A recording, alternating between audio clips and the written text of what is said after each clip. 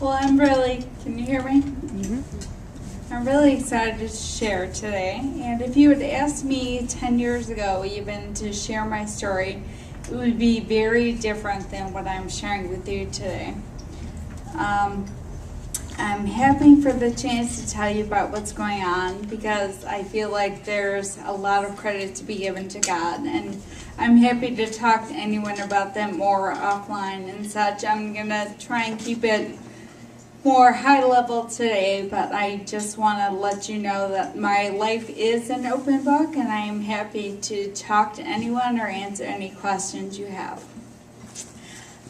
So about me, I'm a Chicagoland native, born and raised near Wrigley, diehard Cubs fan, and I have a degree in human resource development from Northeastern Illinois University. I previously worked as a human resources journalist for Baxter Healthcare and also trainer and customer service coach at Hewitt Associates. Nowadays, I'm mom to 6-year-old Becca and 4.5-year-old Zach, and that keeps me busy. But in addition to that, I also service coordinator for moms. I'm the Daisy Girl Scout cookie mom. I'm an Awana worker. I volunteer at both kids' schools, and I'm involved in the prayer ministry of Moms in Touch over the kids' schools. So I do keep a little busy, like all moms. Michael and I will celebrate our 11th anniversary next month, and we have a 10.5-year-old yellow lab, Bailey, who is our first baby, and will greet you abundantly if you come to our home ever. Yes, I've experienced Bailey at the front door. So, Chrissy, tell us a little bit how you grew up, how you and Michael met, some more things about your background. I grew up in a very traditional home. Mom and Dad are married 42 plus years, even now, which is a blessing. Again, raised in the city. I'm the oldest of 3. I have a brother, Ernie, who is 2.5 years younger than me, and a sister, Susan, who is 5 years younger than me. And as a family, we went to church every Sunday, whether we wanted to or not. And it was just part of what we did. It was every Sunday morning. When I was 13, my youngest brother, Matthew, was stillborn. And at the time, at 13, he don't understand it, and I still don't understand it. And at the time, I really thought God was somehow punishing me for not being good enough, or not praying enough, or something like that. I thought God had really given up on me and my family. And I thought if he was giving up on me, I didn't want to even go to church. But my parents still kept dragging us or bringing us every Sunday. And I was so excited to go away to college someday, so I didn't have to go to church. And I did stay home for 2 years after high school, went to Harper College in Palatine, got my associate's degree, and then went away to Illinois State University in Bloomington Normal in the fall of 1990. I felt like I had the world by its shoelaces. I already had my associate's degree. I was a pre-law major, and my big aspiration in life was to drive a red Porsche. I thought if I can get there, I'll have succeeded. My life was really shallow and empty, though. I didn't have many close friends, and that was partially because I had shut out God and everything else that mattered in my life.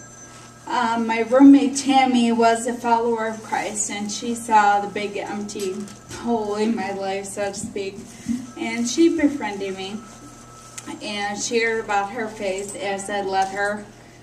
And about a month later, my heart was open enough that when someone offered to invited me to a Bible study in my dorm, I said yes.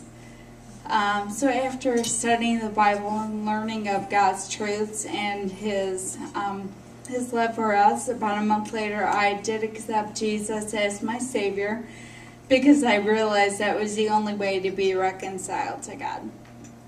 So I had become a Christ follower. And almost immediately, I realized that law and that red Porsche were not really what my calling in life was. But I didn't know what was. And I struggled with the fact that I wasn't in control of what my future held.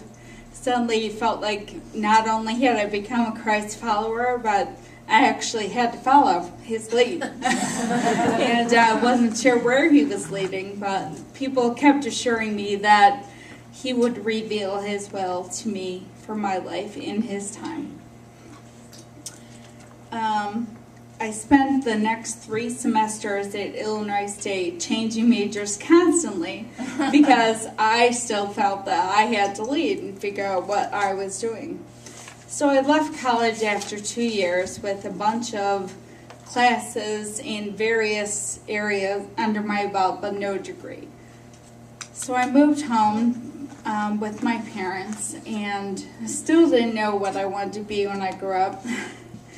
I became involved in a young adult ministry at a local church, which is where I eventually met my future husband, Michael. And like me, he had put college on hold and joined the workforce.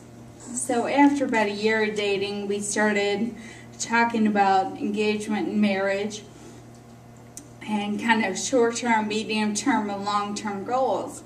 And both of us listed as our short-term goal that we want to finish our degrees. And we got some really wise counsel, said do it before you get married. Because if you wait till you're married, anything else could pop up. You could have a surprise pregnancy. You know, you never know what'll happen. So do it before you get married, be done, and move on with your married life. So we did that.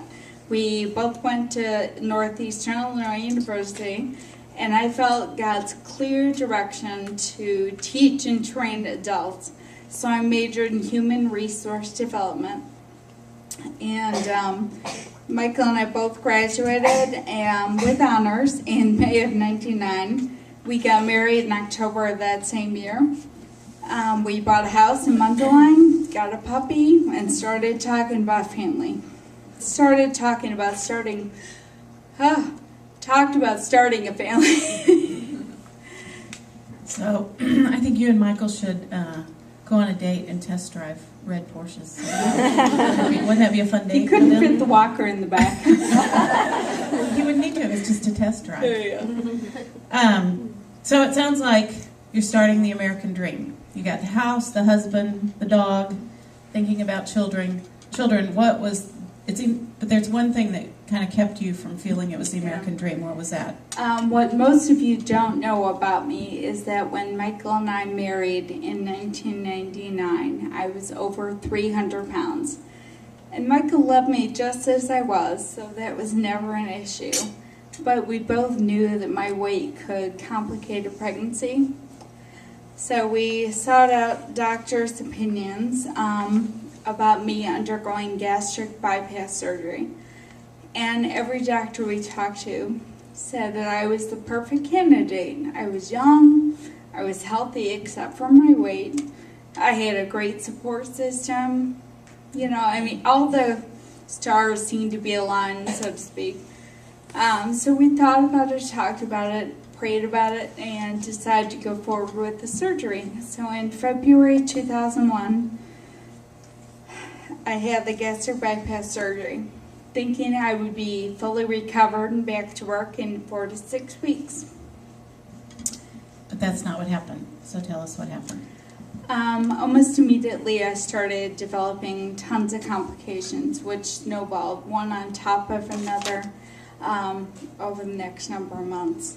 I ended up having 4 surgeries instead of the one we had planned on. Each one kind of bigger and more invasive than the one before. Sometime between the 3rd and the 4th surgery, something affected my neurological system.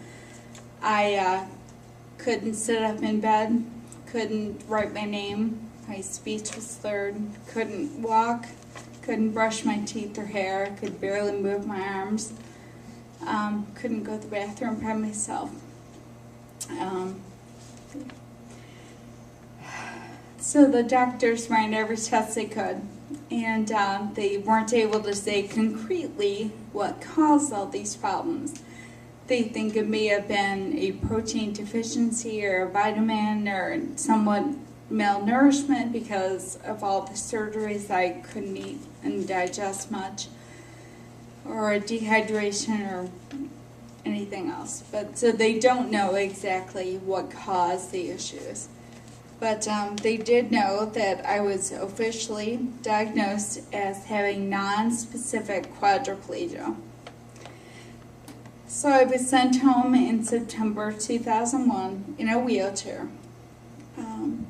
So doctors, nurses, physical therapists, family, friends, and even I wondered what my future would hold and if I would ever walk again.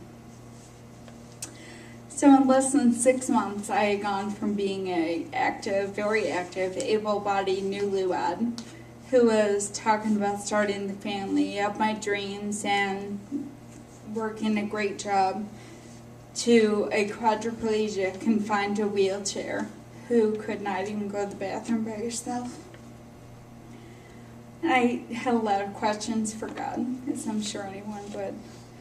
I asked him, how can this happen? This is not my plan. Will Michael and I still be together now that I'm a cripple? What about kids? What about all my plans? Why me, God? And I even contemplated in my darkest of times, should I take my own life?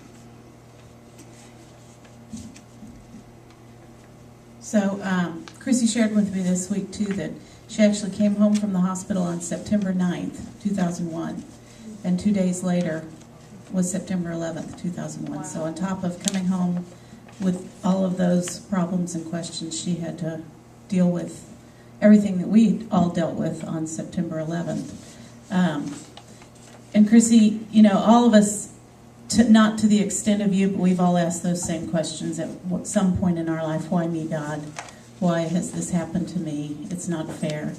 So how did you deal with that and not just be swallowed by those questions? Yeah.